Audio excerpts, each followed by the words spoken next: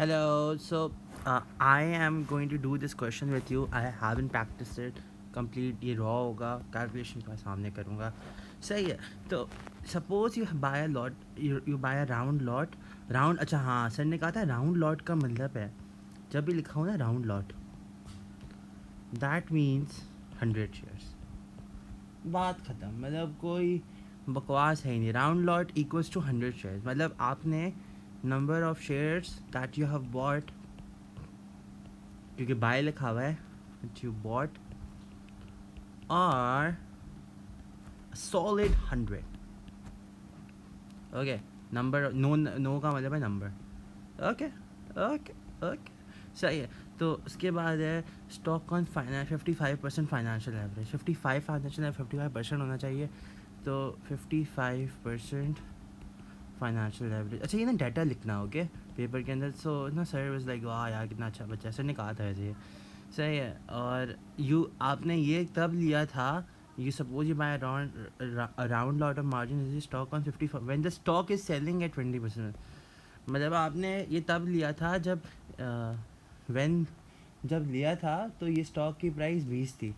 तो मतलब आपकी परचेज प्राइस जो थी, परचेज प्राइस का वर्ड यूज़ करना है. परचेज प्राइस इक्वल्स टू 20 होनी चाहिए. सही है ये 20. अब ब्रोकर चार्जेस है 10% annual interest rate. 10% annual interest rate मतलब 55% लेवरेज पे 10% इंटरेस्ट रेट लगेगा. 10% इंटरेस्ट रेट पर एनम, क्योंकि देखो पर पर्सन एनम. और 3 कमीशन है. 3% of the total stock value on both purchase and sale. 3% commission on both purchase and sale. मतलब purchase से भी इतना मुनाफा होगा, सेल पे भी इतना आपको देना पड़ेगा ब्रोकर को. सही है. Year later you receive 0.5 dividend. $0.5 dividend per share आपको मिल गया. मतलब ये आपका इन्फ्लो हो जाएगा. और उसके बाद आपने स्टॉक बेच दिया 27 का. Sell stock for 27. सही है. What is the return rate of return on the investment. सही है. What is the return on investment. सही है. ओके अब ये हो गया. तो we are going to try to solve this and we are going to use another page. I wish मैंने इतना एक साथ ही नहीं लिखा होता बट आई हैड टू. चलो खैर, सबसे पहले हम क्या करते हैं. हमारा फर्स्ट स्टेप जो मुझे लग रहा है होना चाहिए कि आपको परचेज प्राइस उठा के, परचेज प्राइस हमारी है 20 और आपने राउंड लॉट शेयर्स लिए हैं तो 100 राउंड लॉट. तो आपकी कितने हो गए? 2000 हो गए. इतने कम पैसे. चलो हाँ अकॉर्डिंग टू दिस तो 2000 ही हुए. चलो 2000 करते हैं. 2000 ये होना चाहिए. मतलब कैलकुलेशन के बताओ इतना कम कैसे हो सकता है. तो सही है. 2000 ने हमने शेयर्स ले लिए. 2000 ना मतलब ये this is the purchase value. इस पर आपका 55% का लेवरेज लगेगा. 55% ऑफ 2000 मतलब कि इसका मतलब ये है कि ये जो 2000 की अमाउंट है ना, इस सारे 55 इसमें 55% ना आपने ना कर्ज उठाया हुआ है. तो 55% कर्ज उठाया हुआ है तो कितना होगा?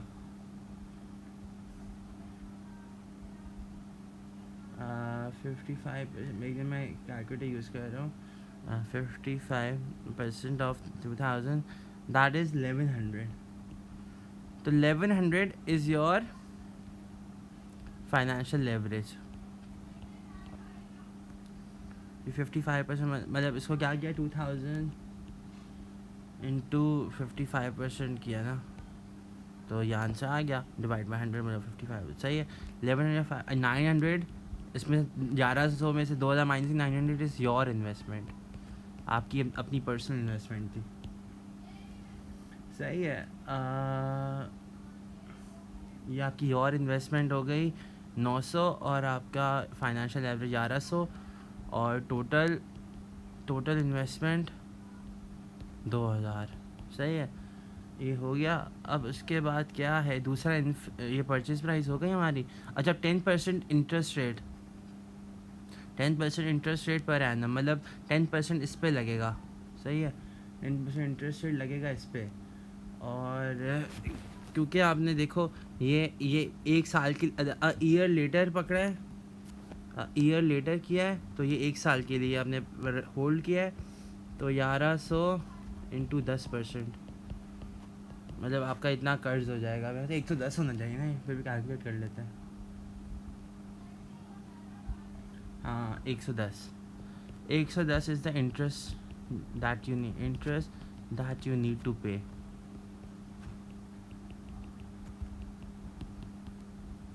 सही है। उसके बाद आपका कमीशन आ जाता है मेरे ख्याल से, ये 3% कमीशन ऑन बोथ, 3% कमीशन। आपने ख़रीदा 2000 का था परचेज़ प्राइस, क्योंकि परचेज़ प्राइस ये थी और ये राउंड लॉट 2000 की परचेज़ वैल्यू थी, तो इस पर 3% आपका कमीशन लगेगा। तो 3% कमीशन कितना होगा, ये कितना होगा यार, ये 60 रुपीज़ होगा, सही है। और अगर आपको याद हो तो आपने इसको ये ख़रीदा था 20 रुपये का, और आपने वापस सेल द स्टॉक किया था 27 का, तो 2700 होगा, क्योंकि 27 मल्टीप्लाई बाई 127, और इस पर भी 3% लगेगा, तो इस पर 90 होगा नहीं, इस पर होगा एक मिनट, इस पर 81, 81 कमीशन सेल साइड पे होगा, सेल साइड, और बाय साइड का कमीशन 60 होगा, 60 रुपीज़। सही है, ये आपका हो गया। अब कुछ और रहता है, लेट मी सी। हाँ डिविडेंड आपको मिला है, या आपको डिविडेंड, ये आपका इनफ्लो है 0.5 डिविड इंटू 100, ये आपका डिविडेंड है, that is equals to 50 rupees, 50 dividend total. पे क्या करना है ना, काम करो ना, सबसे सर ने जो बताया था, एक इनफ्लो की शीट, एक इनफ्लो का कॉलम बना दो और एक आउटफ्लो का कॉलम बना दो।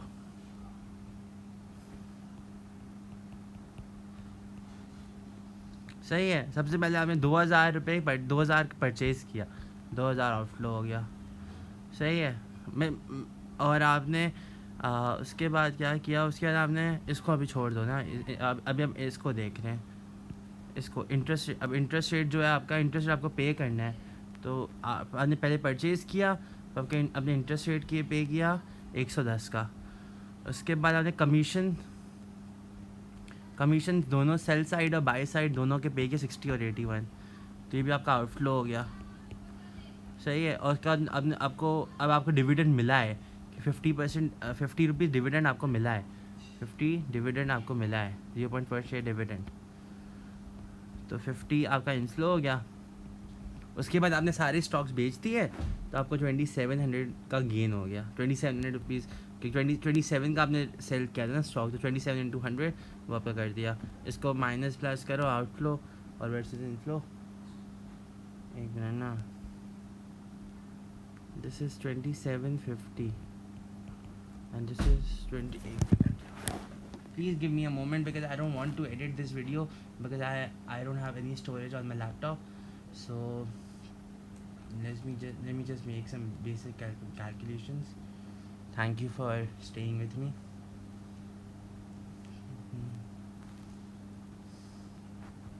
आप जब तक ना अपने पास भी करते रहोगे, 60 plus 81, सही है। So this is your 2251 is your outflow and this was your inflow. So outflow बल्कि inflow minus outflow 2750 minus 2251 equals to 2750 minus 2251 499, it is equals to 499। तो आपको 499 का प्रॉफिट हुआ है ऑन योर टोटल इन्वेस्टमेंट। तो आपको परसेंटेज में कितना मुनाफा हुआ आप ये देखना है अब आपको ना, तो परसेंटेज में अगर आपको मुनाफा, this is your positive inflow right. तो आपका ना आपको अपना ROR कैलकुलेट करना है ऑन टोटल इन्वेस्टमेंट।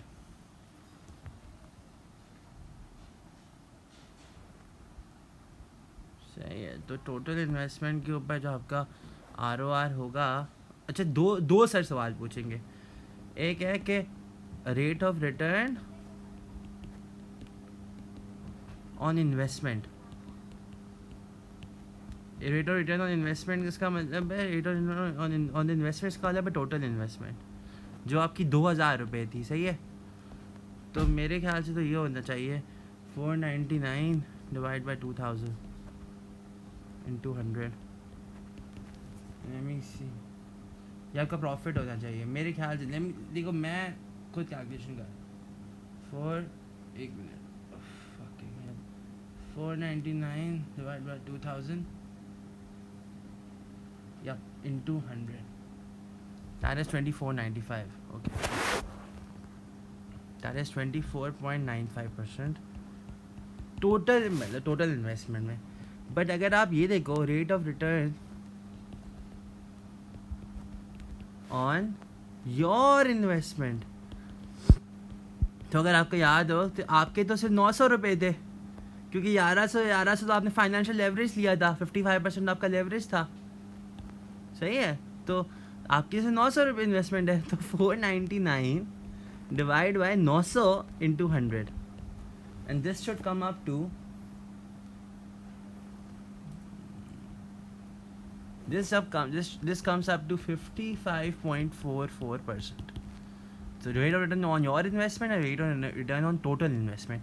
अब सर ने जो कैलकुलेशन किया है ना, मैंने अभी अभी देखा, सर ने ना ये return on investment, rate of return on investment लिखवा दिया है, लेकिन calculation rate of return on your investment करवाया है। बट सर ने ना जब हमें क्वेश्चन करवाया था ना उसमें क्लास में, तो सर ने अलग अलग करवाया था, ए और बी पार्ट करके, और सर ने ये कहा था इनको आउटपुट की टेबल बना देना। सही है। So this is how you solve this question.